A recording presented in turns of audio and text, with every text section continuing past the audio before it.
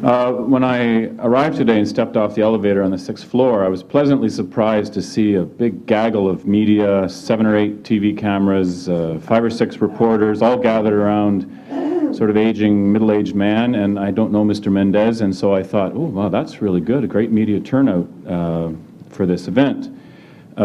Sadly, the graying middle-aged man they were gathered around was the new interim president of Carleton University.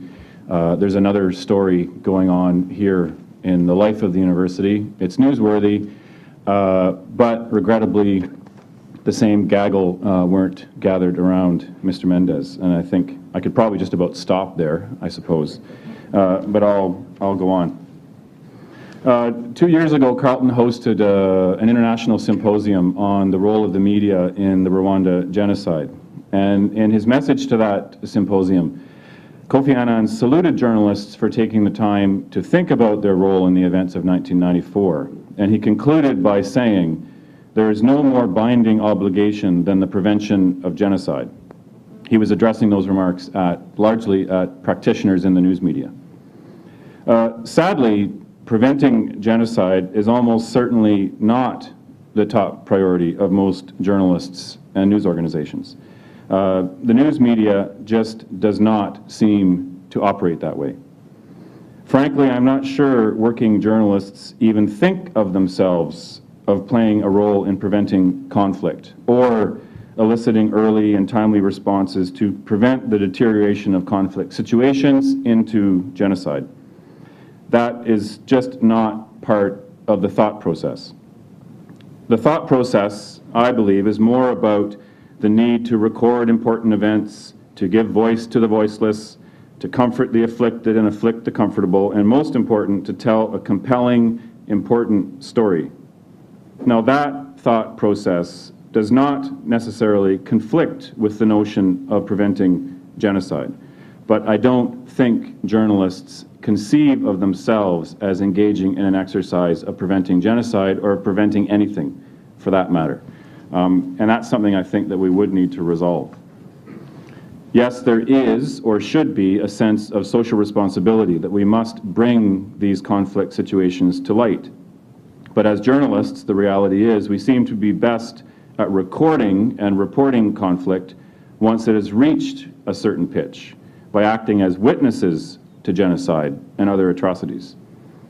The economics of the news business is a key factor here. While it would seem to make sense to go where the news is about to happen, to get ahead of the story, we are frankly more likely to go where the news is already happening, or in many cases has happened, where conflict has broken out or manifested itself as genocide.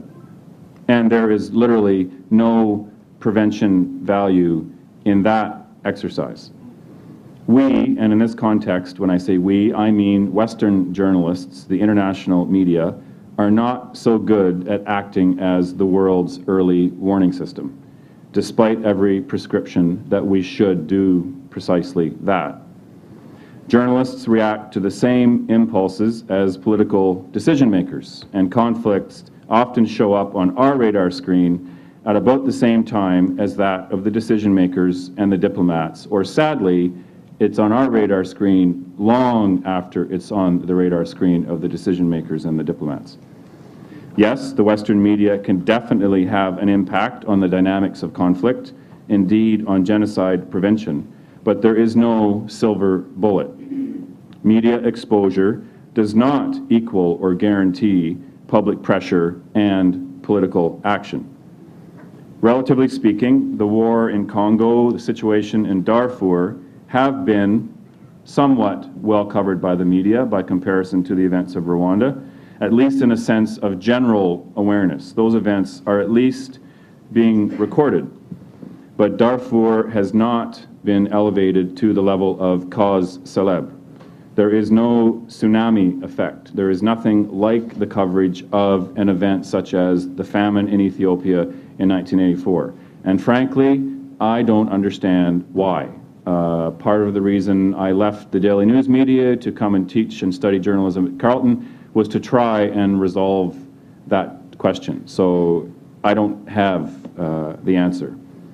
There is a body of research on the role of the media in humanitarian disasters, but there's little on the role or impact of Western media on the dynamics of conflict before, during, and after. There is a textbook case here, Rwanda, and for what it's worth, I've just finished editing the textbook with brilliant papers by Jerry Kaplan, Frank Chalk, and Romeo Dallaire on the role of the media in the Rwanda genocide. There is evidence that Hutu extremists in Rwanda did take notice when the media began to report on the systematic killing of Tutsis. Imagine what impact it might have had if the world's media and its political actors had piled on to this story in the early days. But they did not. Look at the media and the Rwanda genocide. Without question, the international community failed, and news media must share the blame for that. But this is not just about the media role in gathering and disseminating information.